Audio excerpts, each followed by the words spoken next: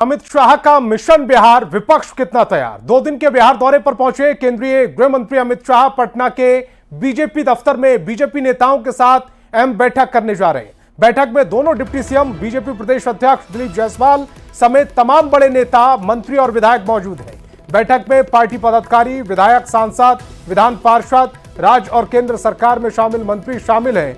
विधायकों और बीजेपी पदाधिकारियों के साथ बैठक खत्म हो गई है। अब बीजेपी के सेमिनार सीनियर नेताओं के साथ मीटिंग हो रही है।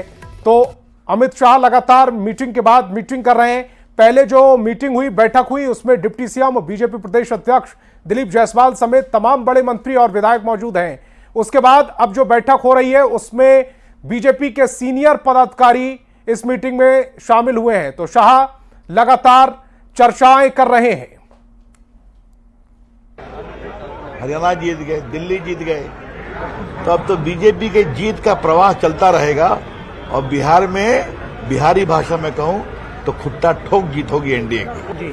बूथ को मजबूत करना, सभी कार्यकर्ताओं को निकालना, देश का काम मोदी जी जो बिहार के लिए कर रहे हैं। रोज तो आप देखते हैं हर कैबिनेट में बिहार के लिए कोई न कोई सौगात आती है। तो अब बिहार का मोमेंटम जोरदार चलेगा, संगठन भी, विकास भी और चुनाव जीत। 2025 एनडीए 225 और हम किस लक्ष्य के साथ बिहार में उतरने जा रहे हैं, किन मुद्दों के साथ जा रहे हैं। इस 5 साल का प्रधानमंत्री जी का मिशन है, बीजेपी का मिशन है, एनडीए का मिशन है कि अगले 5 वर्षों में प्रधानमंत्री जी ने ठाना है कि बिहार को बाढ़ मुक्त बना देंगे। और 20 वर्षों में हमने क्या किया, ये कंपैरिजन जानना बहुत जरूरी है। आज बिहार में 24 घंटे बिजली है, कोई सोच सकता है? हर गांव, हर टोला सड़क से कनेक्टेड है, कोई सोच सकता है? नल का जल, पीने का पानी उपलब्ध है, कोई सोच सकता है? बिहार बहुत चीजों में अग्रणी है और अग्रणी बनना है। और यही लक्ष्य अमित शाह जी एक कुशल संगठनकर्ता, एक नेतृत्वकर्ता की तरह उन्होंने बिहार के सारे कार्यकर्ताओं में एक ऊर्जा की चिंगारी भर दी है। कल से सारे कार्यकर्ता रॉकेट बन के उड़ेंगे बिहार। तो सारे कार्यकर्ता रॉकेट बनकर उड़ेंगे, बीजेपी नेता का कहना है। बीजेपी की बैठक में जो महत्वपूर्ण बिंदु निकल कर आए वो आप आपकी टेलीविजन स्क्रीन पर। 6 अप्रैल को बीजेपी स्थापना दिवस मनाने की तैयारी है। बड़े स्तर पर स्थापना दिवस मनाने की तैयारी की जाएगी। सभी कार्यकर्ताओं को घरों पर झंडा फहराने को कहा गया है। झंडा के साथ साथ अपने सेल्फी लेना भी जरूरी होगा। सेल्फी को सोशल मीडिया पर अपलोड करना है, सोशल मीडिया पर डालना है। 7 से 12 अप्रैल तक गांव बस्ती चलो अभियान चलेगा। 10 लाभार्थियों से मिलना और बातचीत का अभियान चलेगा। गांव में झंडा यात्रा निकाली जाएगी। बीजेपी कार्यकर्ता इस झंडा यात्रा को निकालेंगे। MISA के तहत गिरफ्तार लोगों को सम्मानित करेंगे। 15 से 25 अप्रैल तक हर वर्ग के लोगों के साथ संगोष्ठी की जाएगी। ये एजेंडे रखे गए हैं बीजेपी के। अमित शाह के बीजेपी दफ्तर पहुंचने तक की 4 तस्वीरें फिलहाल आपकी टेलीविजन स्क्रीन पर है। पटना एयरपोर्ट पर बीजेपी नेताओं ने अमित शाह का स्वागत किया।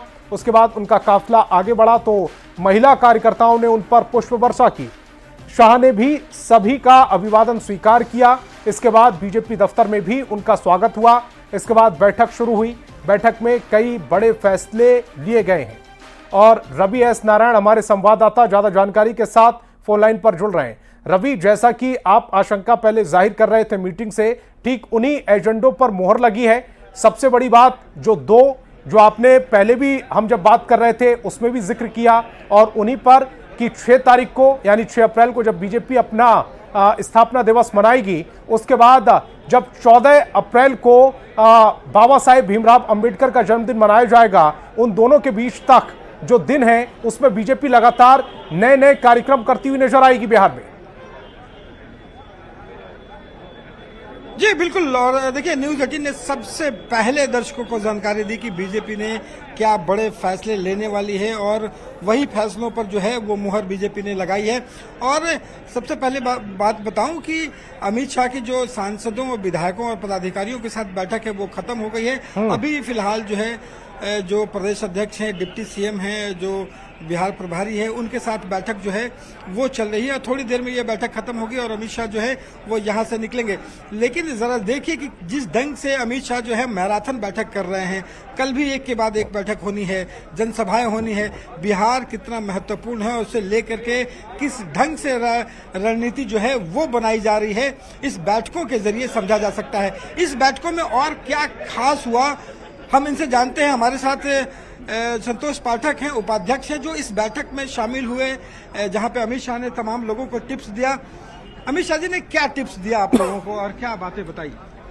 देखिए, वर्तमान जो राजनीतिक परिदृश्य है भारत का, उसमें अमित शाह जी सबसे सशक्त नेतृत्व करता है।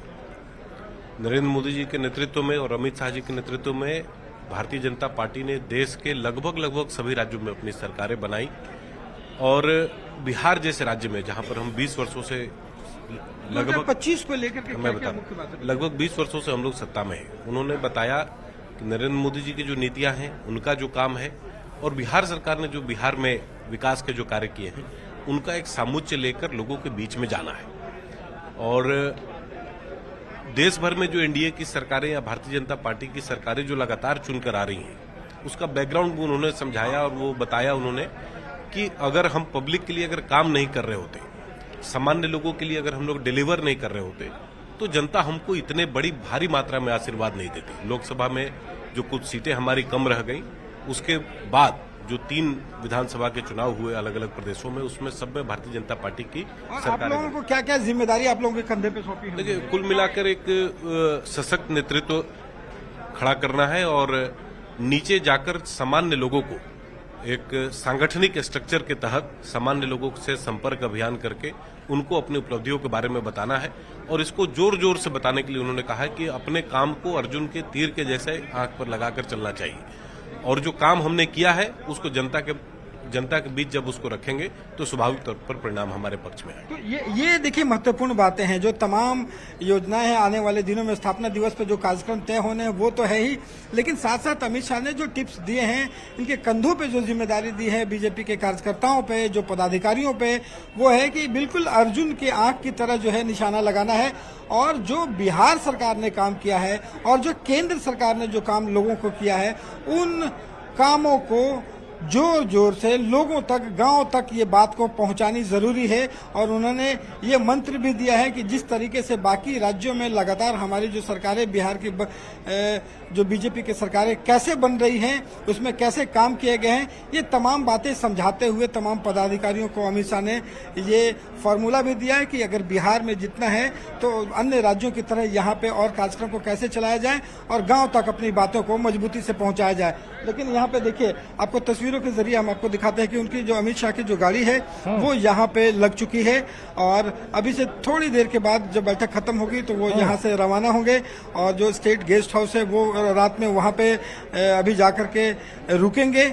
और आपको बता दूं कि कल सुबह जो सबसे पहला इनका कार्यक्रम होगा वो यहाँ पे सहकारिता बापू सभागार में जो विभाग की ओर से कई जो उद्घाटन किए जाने हैं वो होंगे। उसके बाद गोपालगंज के लिए वो निकलेंगे एयरपोर्ट से और गोपालगंज में जनसभा करने के बाद जब वापस लौटेंगे तो मुख्यमंत्री आवास पर एनडीए के शीर्ष नेताओं के साथ उनकी बातचीत होगी। जी रवि, ये तो आपने बता दिया कि कार्यकर्ताओं को क्या जिम्मेदारी सौंपी गई है कि अपने काम को जोर से बताना है, लेकिन जो वरीय नेता हैं, वरिष्ठ नेता हैं बिहार के, उनके साथ भी वो मीटिंग चल रही है, उसमें किन किन बातों का ख्याल रखा जा रहा होगा, कौन कौन से टिप्स उन्हें दिए जा रहे होंगे, कौन कौन सी ऐसी महत्वपूर्ण रणनीति है जो 2024 में विजयी बना सकती है, उन पर इस समय मंथन चल रहा होगा। अभी जो जानकारियां निकल के अंदर से बैठक की आ रही है उसमें माना जा रहा है कि जो यहाँ पे प्रदेश कार्यकारिणी की जो टीम बननी है, जो लगभग आधे से ज्यादा जो चेहरे हैं वो बिल्कुल नए होंगे। जो प्रदेश अध्यक्ष की जब कमान दिलीप जायसवाल ने संभाली है और उसके बाद प्रदेश कार्यकारिणी की जो समिति है उसको पूरे का पूरा तरह से संगठन का जो है वो बदलाव होना है और उसमें लगभग आधे चेहरों में जो सामाजिक समीकरण है, कितने लोग जो है उपाध्यक्ष पे, मंत्री पे, महामंत्री पे और जो प्रदेश अध्यक्ष पर जो पदाधिकारी हैं उनको जो शामिल किए जाने हैं, उसमें कैसे सामाजिक समीकरण को बढ़ाना है, अति पिछड़ा कितने को लाना है, दलितों को कितनी भागीदारी देनी है या फिर स्वर्णों को कितनी भागीदारी देनी है, उन तमाम मुद्दों पर पता चल रहा है कि इस पर बातचीत चल रही है।